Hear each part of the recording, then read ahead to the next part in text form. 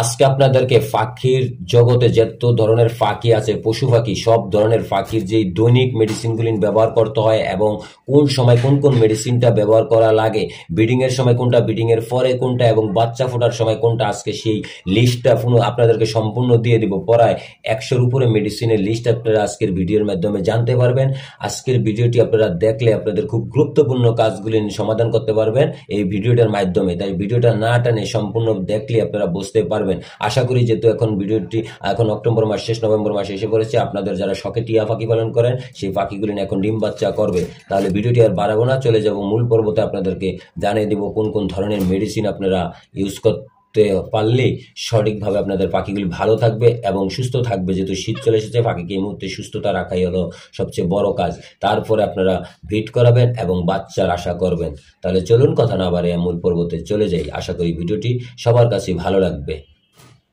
আসসালামু আলাইকুম। আশা করি যেখান থেকে আমাদের রাফা পাখির ভিডিওগুলি দেখছেন তাদের সবাইকে অসংখ্য ধন্যবাদ। আজকে আপনাদের সঙ্গে আলোচনা করব, আমরা যারা পাখি পালন করে থাকি শখে বা যারা বিজনেস করি, খামারি ভাইরাও অনেকেই আমরা পাখি পালন করি, কিন্তু পাখির দৈনিক ব্যবহৃত যে মেডিসিনগুলির প্রয়োজন হয় তার নিয়ম কারণ আমরা অনেকেই জানি না। আজকে আপনাদেরকে সেই কিভাবে প্রতিদিন যেই মেডিসিনগুলি ব্যবহার করা লাগে তার নিয়মটা জানিয়ে দেবো। কোন কোন মেডিসিনটা কোন সময় আপনারা আমাদের ভিডিওর সম্পূর্ণ দেখবেন, তাহলে জানতে পারবেন। যেহেতু এখন আজকের এই গুরুত্বপূর্ণ ভিডিওটা নিয়ে আলোচনার একটি কারণ হলো, যেহেতু এখন ইতিমধ্যে আজকে আমি যখন ভিডিওটা করতেছি অক্টোবর মাস শেষ, নভেম্বর মাস শুরু হবে আগামীকাল থেকে। আজকে 31শে অক্টোবর শুক্রবার, জুমার পর এখন আমি ভিডিওটা নিয়ে আপনাদের মাঝে চলে আসলাম।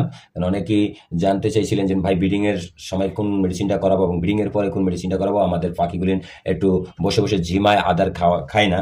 এই বিষয়ে আজকে আপনাদেরকে আমি একেবারে বিস্তারিত বলে দেবো এবং পাখির জগতে যত মেডিসিন আছে এবং কোনটা কোন সময় খাওয়াইতে হবে এবং কোন নিয়মে আমি আপনাদেরকে ভিডিওর ডিসক্রিপশনে দিয়ে দিব, আপনারা দেখে নেবেন। অবশ্যই আর কখনো এই পাখির মেডিসিনের বিষয়ে আপনাদেরকে আর কোনো ভিডিও থেকে জানতে হবে না।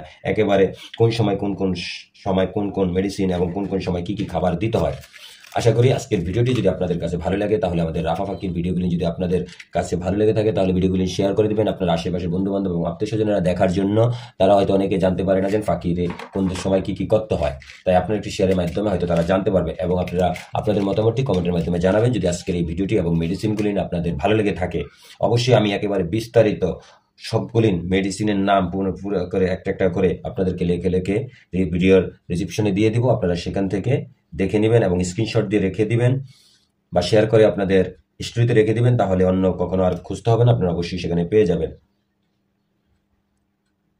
আপনাদেরকে আমি প্রথমে বলে দিই যে এখন অনেকেই ইদানিং যাবৎ একটা ছোট কমেন্টের আমি রিপ্লাই দিচ্ছি আপনাদেরকে ভিডিওর মাধ্যমে। অনেকে আমাকে প্রশ্ন করেছিলেন যে ভাই আমার পাখিটা এখন ঝিমায়। ভাই পাখিটা আসলে ঝিমানোর কারণ হলো, যেহেতু এখন সিজন স্টেজ হচ্ছে, শীত তো পড়ায়, শীত নেমে এসেছে, কিছু কিছু জায়গায় প্রচুর পরিমাণ ঠান্ডা পড়ছে এবং কিছু কিছু জায়গায় শীত হয় না, পরে নাই। সেই জন্য আবহাওয়া চেঞ্জের কারণে অনেক সময় পাখিটা এখন দেখা গেছে ঝিমাচ্ছে। তো এই ঝিমানোর জন্য আপনাদেরকে এর আগে একটি ভিডিওতে আমি জানাইছি, আপনারা পিবি 71 অ্যালকোড আপনারা ব্যবহার করতে পারে এবং তার সাথে সেটা ব্যবহার করার পরে আপনারা ওরসালাইনটা ফাঁকিরে খাওয়াইতে পারেন। এবং ওরসালাইনটা আপনারা জানেন যে গরমকালেও খাওয়ান যায়, এটা ওরসালাইনটা সবসময় ফাঁকিরে ব্যবহার করা যায়। ওরসালাইনটা কিন্তু ফাঁকির কোনো প্রকার ক্ষতি করে না, বরং এটাতে ফাঁকির আরও উপকার হয়।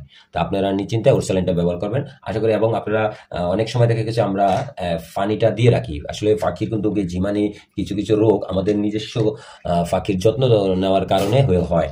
সেগুলো হলো, আমরা অনেক সময় দেখা গেছে পাখির খাঁচার এটা পরিষ্কার করি না, অনেক সময় দেখা গেছে পানির বাসনটা পরিষ্কার করি না, অনেক সময় দেখা যাচ্ছে খাবার দিয়ে রাখি যেটা যে ফল ফাঁকড়া সেটা আমরা 2-1 দিনও পরিষ্কার করি না। সেক্ষেত্রে এই ভুলগুলি করা যাবে না ভাই। দয়া করে প্রতিদিনের পানি এবং খাবারের এগুলি পরিষ্কার করে পরের দিন আবার নতুন করে খাবার দিবেন।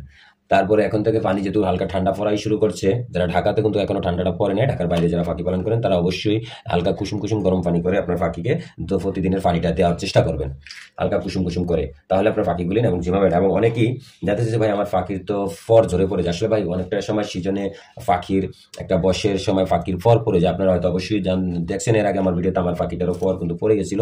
এখন দেখুন আপনারা এখন তো ওই ফরগুলো আবার পুনরায় উঠতেছে। এটা হলো একটা, আর একটা ফর আছে যেন ঝরে যায় একবারে, সেটা ওঠে না। সেই ক্ষেত্রে আপনারা মেডিসিন ইউজ করতে পারেন। আপনারা সেই মেডিসিনটা কোনটা ইউজ করবেন আমি সবই আজকে একেবারে আপনাদেরকে লেখে সব আপনাদেরকে ইয়াতে দিয়ে দিব, আপনারা সেখান থেকে অবশ্যই দেখে নিয়ে নেবেন। আজকে এত পরিমাণ মেডিসিনের আমি আপনাদেরকে নাম দিব যা আপনারা আজ পর্যন্ত কোনো ভিডিওতে হয়তো দেখেনও নাই বা আপনাদের জানারও নাই। আজকে আশা করি আপনাদের এই মেডিসিনগুলি দেখলে আপনারা জানতে পারবেন আসলে ফাকিরে কোন সময় কোন কোন মেডিসিন দেওয়া উচিত এবং দিতে হবে, এবং সেই মেডিসিনগুলি আপনারা কিভাবে পেয়ে যাবেন, কোথায় এবং কোন নিয়মে খাওয়াইতে হয়, কোন মেডিসিনটা কোন কোন সময় খাওয়ানো লাগে। যেন আমি আপনাদেরকে একটু বলে দিই, যেন ঠান্ডা ভালো করতে সাহায্য করে 500 সবুজ, তারপরে সবুজ পায়খানা ভালো করতে সাহায্য করে। এই ধরনের সমস্ত মেডিসিনগুলি আমি আপনাদেরকে আজকে জানিয়ে দিব। তারপরে মাল্টি ভিটামিন এর কাজ কি সেটাও জানতে পারবেন। তারপরে অনেক সময় ফাঁকে আঘাত খায়, আঘাতজনিত সমস্যার ব্যবহার করা হয়, এই ধরনের সেইগুলি কি কি মেডিসিন দিতে হবে আমি সব কিছুই আপনাদেরকে আজকে আপনারা এই এতে পেয়ে যাবেন। পেটের সমস্যার জন্য ব্যবহার করতে পারবেন কোন মেডিসিনটা, সব এই ধরনের বিষয় আজকে আপনাদেরকে আমি এক এক করে সব কিছু আপনাদেরকে পুরো আমি লেখে এবং মেডিসিনটি সহ আপনাদেরকে দিয়ে দেবো, আপনারা সেখান থেকে অবশ্যই দেখে নিয়ে নেবেন। আমরা অনেক সময় দেখি কি ফাঁকিকে যথেষ্ট পরিমাণ প্রাইভেসি দিতে হইবে, প্রয়োজন ছাড়া বিরক্ত করা যাবে না। আমরা অনেক সময় ফাঁকিরে প্রয়োজন ছাড়া তাদেরকে বিরক্ত করি, তাদেরকে আসিয়ে তাদের কাছে আসিয়ে তাদেরকে বিরক্ত করা, এটা কখনো যাবে না। ফাঁকিরে একবার বিডের পর অন্তত 2-3 মাস রেস্ট দিতে হইবে। ভালো থাকুক সবার ফাঁকি, এটাই যত্নে থাকুক ভালোবাসা।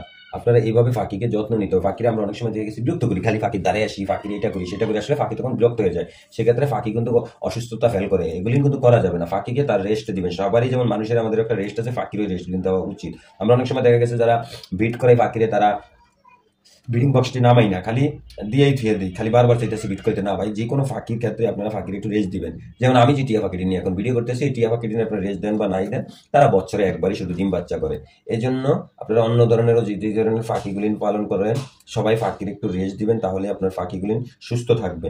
এবং টিয়া ফাঁকি সুস্থতার জন্য কোনো নির্দিষ্ট ওষুধ ব্যবহার করার আগে অবশ্যই একজন পশু চিকিৎসকের পরামর্শ নিতে হবে, কারণ ভুল ওষুধ ব্যবহার করলে ফাঁকিটি ক্ষতি হইতে পারে।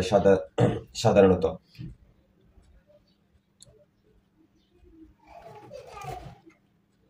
অসুস্থতার জন্য প্রাথমিক যত্ন হিসাবে পরিষ্কার এবং উঁচা জায়গায় রাখতে হবে ফাঁকিরে, এবং নিশ্চিত করুন যে তারা পর্যাপ্ত পরিমাণে জল ও পুষ্টিকর খাবার পাচ্ছে। মানে আপনি নির্দিষ্টভাবে দেখতে হবে যে তারা তাদের পরিমাণ মাপে খাবার এবং জলটা কি পাচ্ছে কিনা, এই বিষয়গুলি সবসময় খেয়াল রাখতে হবে। এই গুরুত্ব বিষয়গুলি নিয়ে আপনারা অনেকেই আমরা খেয়াল করি না। আশা করি ভাই আজকের ভিডিওতে আমি এত কিছু আর ভিডিওটি বড় করবো না। আপনারা আমার আবারও বলে দিই, ভিডিওটির আপনারা সমস্ত মেডিসিনের নামগুলি আপনারা ভিডিওর ইয়াতে পেয়ে যাবেন, আমি সেখানে ডিসক্রিপশনে দিয়ে দিব, আপনারা সেখান থেকে অবশ্যই দেখে নেবেন। প্রায় আজকে 100-র উপরে মেডিসিনের আপনারা তালিকাটি পেয়ে যাবেন। এবং ইতিমধ্যে আমার ফাঁকিগুলি সর্বশেষ যে কথাটি বলে শেষ করবো, আমার ফাঁকিগুলি ইতিমধ্যে বিট করে ফেলছে। আপনাদের ফাঁকিগুলিও বিট করার জন্য আপনারা আজকে আমি যে তালিকাটা দিয়ে দিব, আপনারা সেই তালিকাটা অনুযায়ী যেটা যে সময়ের প্রয়োজন সেইভাবে করে নেন। অবশ্যই আপনার পাখিগুলি এখন যেহেতু ডিম পাড়ার সময় এসেছে, আশা করি আপনাদের পাখিগুলিও ভালোভাবে ডিম বাচ্চা করবে এবং 5 থেকে 6টা করে ডিম বাচ্চা করবে।